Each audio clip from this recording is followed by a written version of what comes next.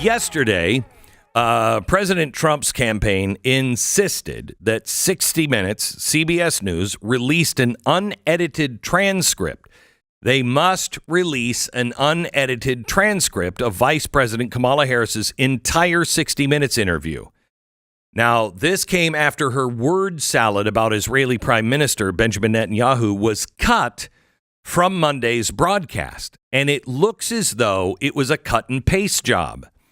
The dramatic edit was made after 60 Minutes correspondent Bill Whitaker noted that it seems like Prime Minister Netanyahu is not listening. So her response to Monday Night Show was completely different and far more coherent than her rambling answer showcased in the preview clip that was released on Saturday. So we wrote to 60 Minutes. We gave them until 9 o'clock Eastern to respond. We said, we want to give you the benefit of the doubt. Maybe you edited the clip down for time, as often happens in these pre-taped interviews, but we looked into it for ourselves. And sure enough, the answer she originally gave and that CBS aired on Face the Nation doesn't match what made it into their final edit of 60 Minutes. And it wasn't due to time. Listen, here's her original answer. Does the U.S. have no sway over Prime Minister Netanyahu? The aid that we have given Israel allowed Israel to defend itself against 200 ballistic missiles that were just meant to attack the Israelis and the people of Israel. And when we think about the threat that Hamas, Hezbollah presents, Iran, I think that it is, without any question, our imperative to do what we can to allow Israel to defend itself against those kinds of attacks. Now, the work that we do diplomatically with the leadership of Israel is an ongoing pursuit around making clear our principles, which include the need for humanitarian aid, the need for this war to end, the need for a deal to be done, which would release the hostages and create a ceasefire. And we're not going to stop in terms of putting that pressure on Israel and in the region, including Arab leaders. But it seems that Prime Minister Netanyahu is not listening. Well, Bill, the work that we have done has resulted in a number of movements in that region by Israel that were very much prompted by or a result of many things, including our advocacy for what needs to happen in the region. What? What does that? Okay. Huh? Now, here's what it sounds like on air with their totally unbiased editing magic marker a day later. Does the U.S. have no sway over Prime Minister Netanyahu? The work that we do diplomatically with the leadership of Israel is an ongoing pursuit around making clear our principles. But it seems that Prime Minister Netanyahu is not listening. We're not going to stop pursuing what is necessary for the United States to be clear about where we stand on the need for this war to end. Do we have that's like real not from a different part of the interview ally in Prime Minister Netanyahu? I think, with all due respect, the better question is, do we have an important alliance between the American people and the Israeli people? And the answer to that question is yes. Sound more coherent? Sound more certain? Sound more presidential? Yes. That answer, by the way, Stu is right, is from a different part of the interview.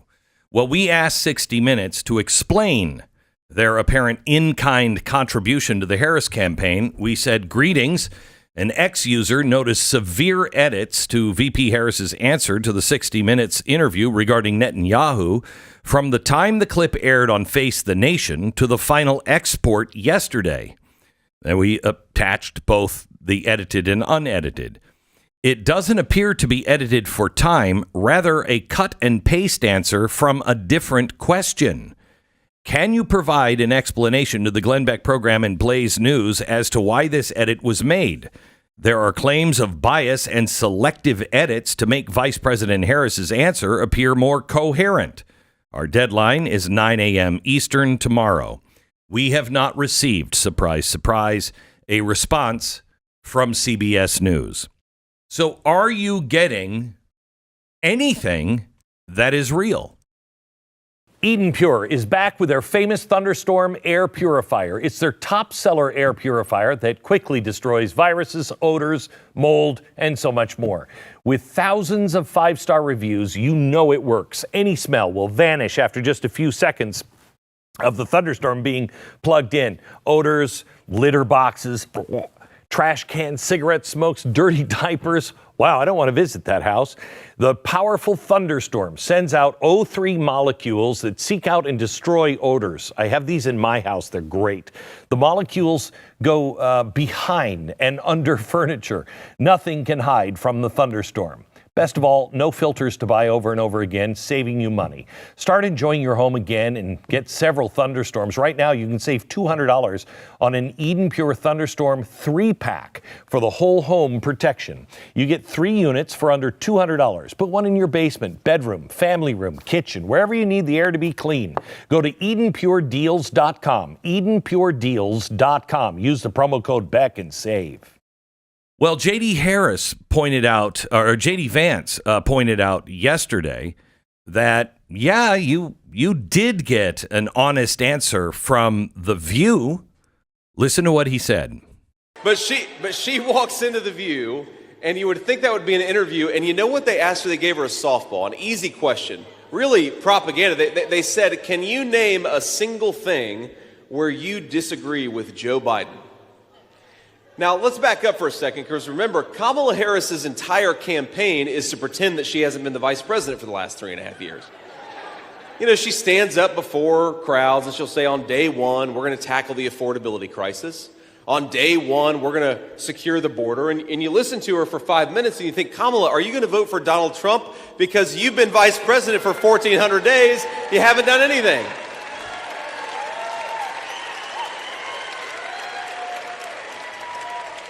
So you'd think after all this time of thinking about how she would do things differently from Joe Biden, she would have a well-prepared answer for the interviewers on The View. Well, they ask her one thing you would do differently from Joe Biden. You know what she says?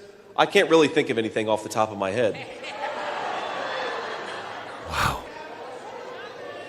Now, in her defense, I'm not sure she could think of anything off the top of her head, whether about Joe Biden's policies or anything else, but... That is an incredible statement that she made. Now, Brian Stelter, who strangely is back on CNN, said that he called The View before she went on. Here's what he said, cut 2.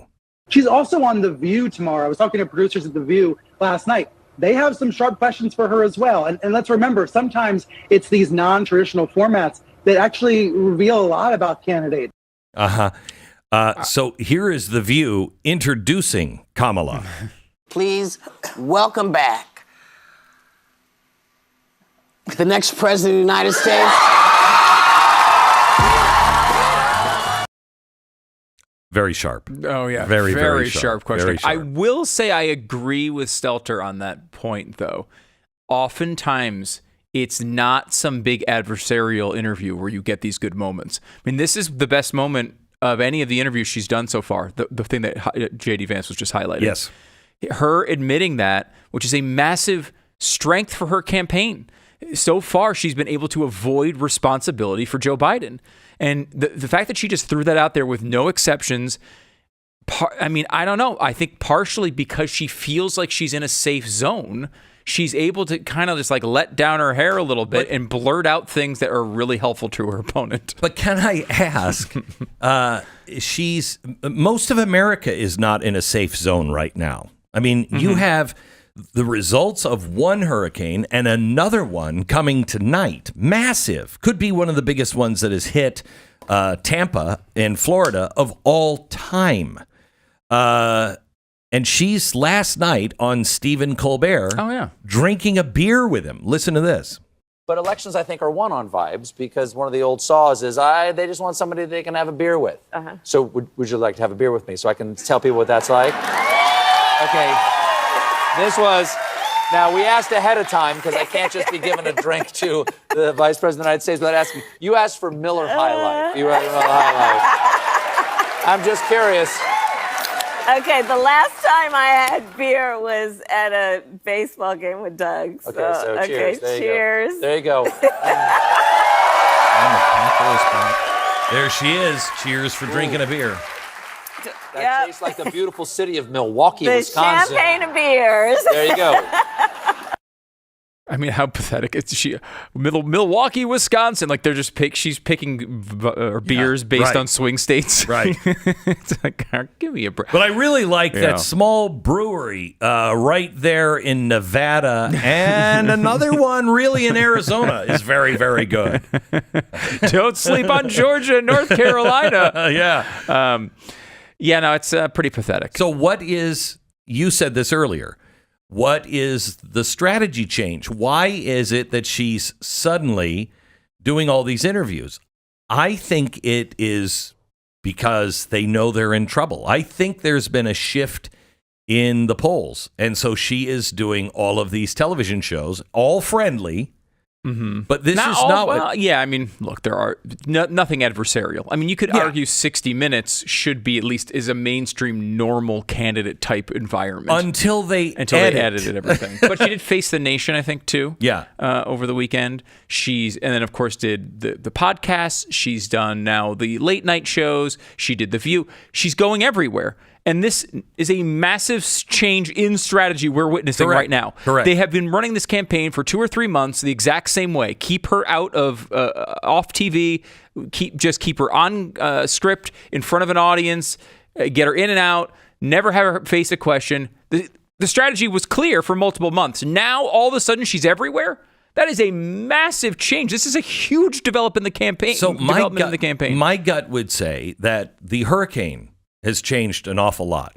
But I'm not sure. I haven't watched, I've been so busy and all over everywhere. I haven't watched mainstream media. Are they even covering, or are they just debunking, saying, no, FEMA is everywhere. These are just crazy Trump supporters that are saying that. Is there any peek behind the curtain from the mainstream media? My impression is that they are covering the hurricane and what's happening to people, but they are not associating it with a bad response for Kamala Harris or Joe Biden or anybody else. Like I haven't seen a lot of that type of coverage outside of conservative media, but they are covering, and I don't think they're hiding. Yeah, they're not like just I have seen a lot of coverage about it. I had some theories on this. I'd love to run them by you. You picked one. You kind of already selected one, but let me give it to you anyway. Why has Kamala Harris all of a sudden on TV all the time doing interviews everywhere?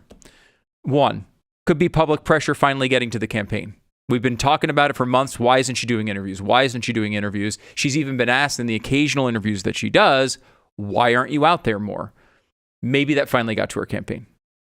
Possibility one. Possibility two, could be a planned shift in strategy. Could be that she said at the outset of this campaign, let's wait. Let me get up to speed on all these things. She wasn't planning on doing 1 million interviews. Maybe she was slow walking it, and then she's going to do a blitz in the last month. And it was a planned change in strategy from the beginning of the campaign. Mm-hmm. Possibility number 3 could be Kamala Harris frustration behind the scenes, now pushing back against her handlers. We have seen this. We saw it with Joe Biden. Of course, it was the same strategy with Joe Biden. No, don't go out there, don't do anything. He was behind the scenes saying, I can do it. What? You're not letting me go out there. You're not letting Joe be Joe. And he pushed himself out there and, of course, wound up blowing up his campaign. Could be the same type of thing from Kamala. She might think, you're restraining me. That's why I'm not winning by more. Number 4, could be that they're looking at internal polls and indicators and thinking to themselves, we're in real trouble here. Something's changed over the past couple of weeks. Maybe it's the hurricane. Maybe it's something else. We're in real trouble. Another possibility. I mean, I'm just kind of throwing these things out there, but, let me... I've got one for you. Okay, you got another one? Yeah, okay. Maybe the polls are so good They don't care. They're internal polling. I don't believe that. You think it's so good? Why would you change strategies if things were so good? Because I agree with the one where, she's like, oh, look, I could be winning by a larger margin. You're restraining me. So kind of her a ego. sister of that one. Yeah. Yeah. And they think they're safe, so why not? I don't believe that, but that is another possibility. Another possibility for you? Pressure from donors. Maybe donors are like, look, we're not giving you more money until you actually go out there and get your message out there. We think it's important. That does happen with donors sometimes. They get, it's kind of like you see this in foreign countries when there's a war going on. There's a bunch of people who are kind of pressuring the administration to do X, Y, and Z. Yeah. Could be that the donors are coming to the table and saying, hey, you're not blowing them out because you're just sitting back there and everyone knows you're hiding. Could be. Let me get your answer on this. Which one do you buy? The other one I put is a belief that maybe this basement campaign is actually hurting her. And I don't know that I wouldn't select that one. I think it's probably a combination, but I do think that they probably are seeing this and seeing some internal indicators thinking that they're seeing the beginning signs of trouble. They probably are polling on the issue and saying and asking the question internally, is Kamala, a version of essentially, is Kamala Harris hiding?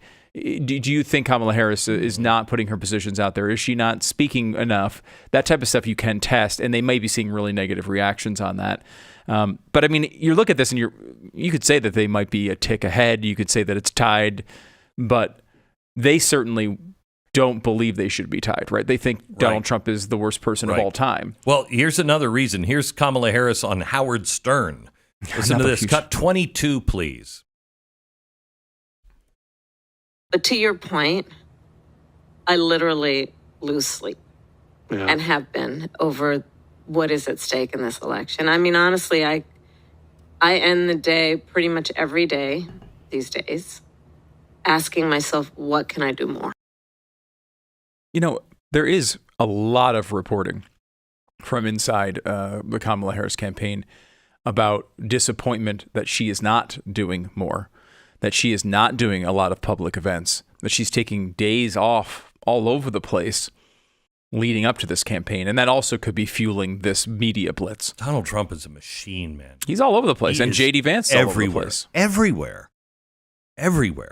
I mean, I went to North Carolina, then I went to Kansas City, and I had to do the show in between all of those, so I was just not getting much sleep. I was exhausted yesterday.